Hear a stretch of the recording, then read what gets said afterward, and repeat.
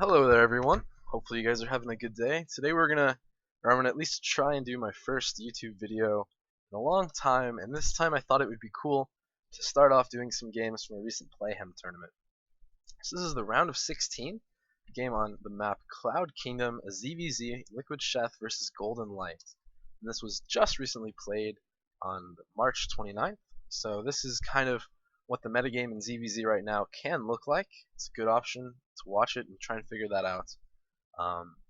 So let's go ahead and get started. This is the round of 16 match, like I said, myself versus Golden LighT.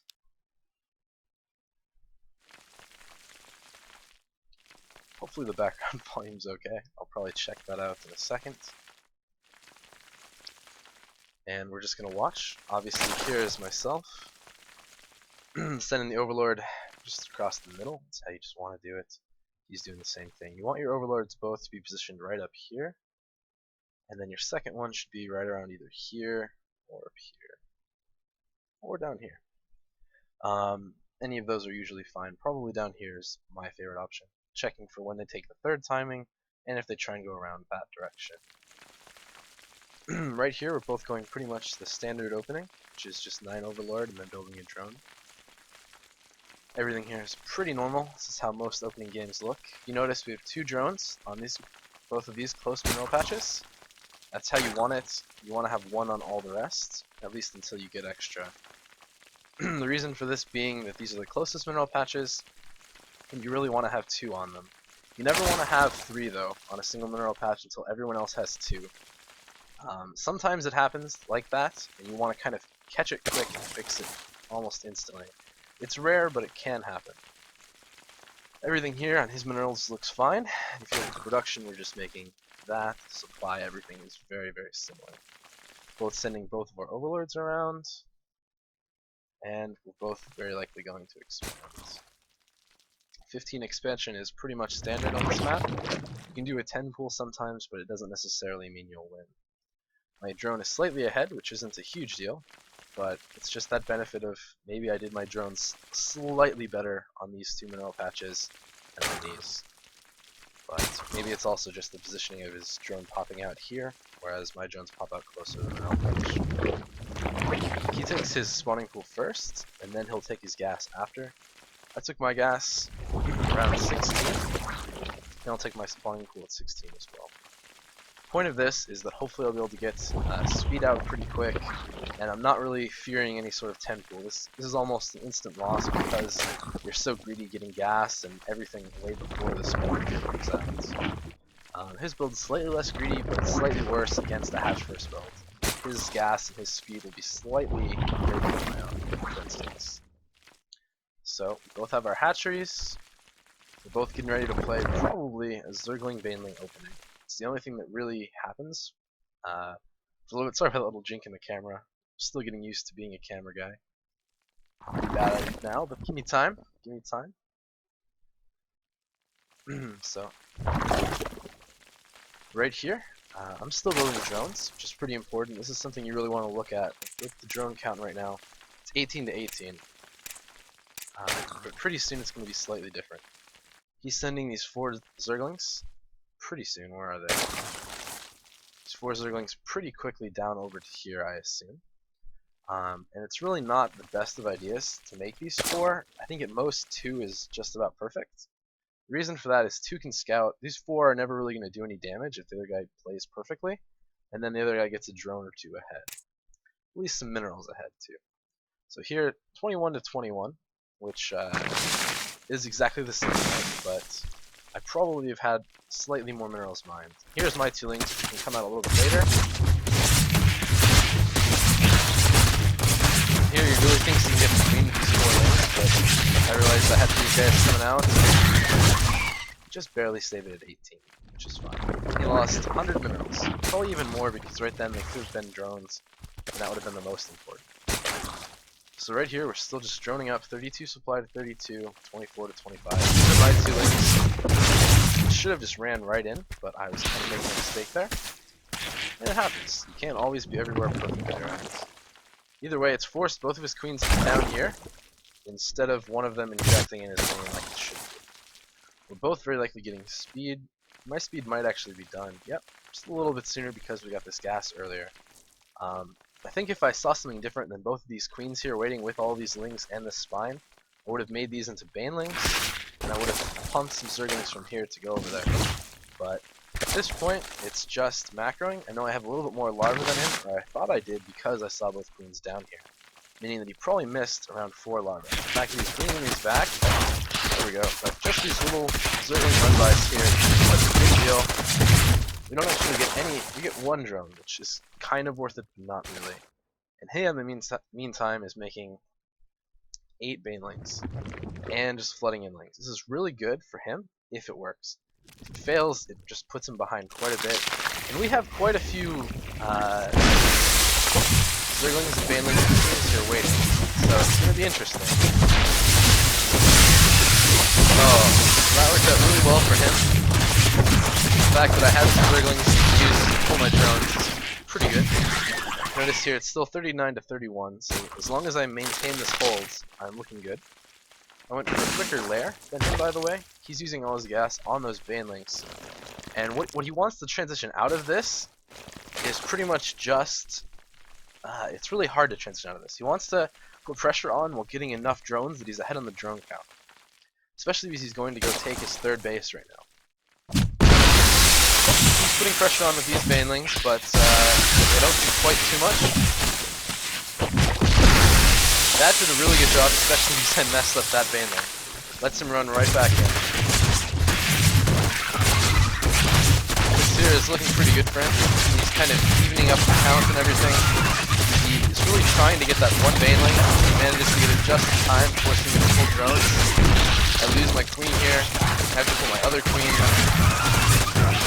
It's a pretty tough situation. Now we're even on workers, so he is quite possibly ahead here, especially the fact that I'm going to a lair, but I don't have the minerals and the gas necessary to make me do this. Whereas he, on the other hand, has a 3rd base. He could easily just drone up a few rounds here and play defensive. I think that might be the smartest option, especially because I've made so many banelings this time. As long as I don't mess up my micro here, it can be a good situation. But we'll see. I've been messing up my micro a lot in the past, but here we have 2 banelings left over. And that's pretty much all we need, is 1 baneling. Now we can clear up those banelings, more of them pretty quick. And now we just chase back his zerglings. It looks like he's still making zerglings of his own instead of going for that drone round, which I really think would be smart. He also has a little bit of minerals, where if he just built another hatchery, droned up, I think that would have been the best. But this case is okay. He's making sure that I don't just rush and go kill this base over here, which I might decide to do if he'd stop making zerglings. So I can definitely understand his point. The fact that I lost that queen, though, means I lost a lot of larvae, and it's pretty difficult. I do have more gas income than him, which means I can make more banelings. Notice he has only really 1 mining gas geyser, and I've had 4 for quite some time. That's how I've been able to stay alive, just making more banelings than him. Running these 6 in here is pretty interesting. I went back here, and it's one of those situations where you're not watching both places. So I lost out there, and I think he lost out there. It's kind of how the trades work. I don't know if that was better for either of us. I think it was probably equal. Maybe not quite equal, but it could have been played better by both of us. Here he's throwing down that 4th hatch that I was talking about, but he's going for a roach warren. I don't think he thinks I have Midas. He should know now, though, and from this point I'd be a little bit scared if I was him. He only has 3 queens, and I have what looks to be 6 Midas. Especially because he just laid these 2 consumers. He doesn't have enough to transfuse that. That was a killer mistake, and I get to trade 3 queens for 1 Midas. It's a hugely amazing thing. He is, though, morphing a bunch of banelings, gonna go put some more pressure here, hoping that I'm paying too much attention to these Midas, and not enough attention to actually defending this. I do have 1 Mida there just poking in, and quite a few banelings chilling back here. I think I kind of messed up this micro too, but it's not always easy, right? He has a bunch of banelings here. In the meantime, my Mida's not doing much, running away. So I look back here. Baneling against baneling. Baneling did a lot of damage, and now I just have to pull these zerglings. and somehow I made it out of that okay alive. And I think that was definitely an advantage for me, considering I've been making mutas pretty much this whole time. Where he may be on 3 base, but he's really only mining with this, well, now 50 drones. So now if he can hold, he should be fine. Problem is, there aren't that many spine crawlers. These Zerglings just run right around the queens, and plus the fact that I have these mutas here really lets me do a lot of damage to the queens, and then gain this air control, which is what I want. Definitely able to trade a few of my melee units for this air control to kill all these mutas, to force these extra queens, just to get rid of the energy gathering that those queens were. So now we're slightly ahead on supply, and we really just need to basically go for the kill here with Zergling or Baneling, at least do some damage, maybe kill this hatchery, maybe kill this hatchery, just get rid of the drones at least. Because this drone count is really, really hard for us to catch up, considering he has 4 hatcheries. So here we're just focusing down the Banelings so that our Zerglings can do a lot of damage. He's running away with those drones, pretty smart. And we're just trying to go in, which is pretty good too. You don't want to waste Banelings on the queens, but if there are Zerglings there, it's okay. Here you just kind of rally your units here. Hopefully your Zerglings will do some damage with your mutas, because we've really been decimating the queen population, which is really what we want to do. Get rid of that queen too, just as long as they're not able to build up energy to transfuse. That energy is almost like an extra free queen. We really want to get rid of that. Here we're going after the overlords, which isn't always the smartest idea, but in this case, just 3 minerals. Why not? Why not do that and then be safe at home, right? This is kind of a tricky situation. Maybe I should transfuse the Zergling, but I didn't quite catch it. I'm not quite skilled enough to transfuse the Zergling. We have our Banelings left over. Now we have this kind of pretty large muta pack in comparison. These Banelings did a lot of damage though. They really hurt these drones. And now these Zerglings kind of do havoc here, destroying a lot of drones. That's kind of a trade-off, but notice we're really catching up. We're doing a lot of damage here to these drones. And he has nothing to deal with these mutas because we've constantly been killing the queen production. If we hadn't constantly been killing those queens, we would definitely be in a situation where it's not looking good.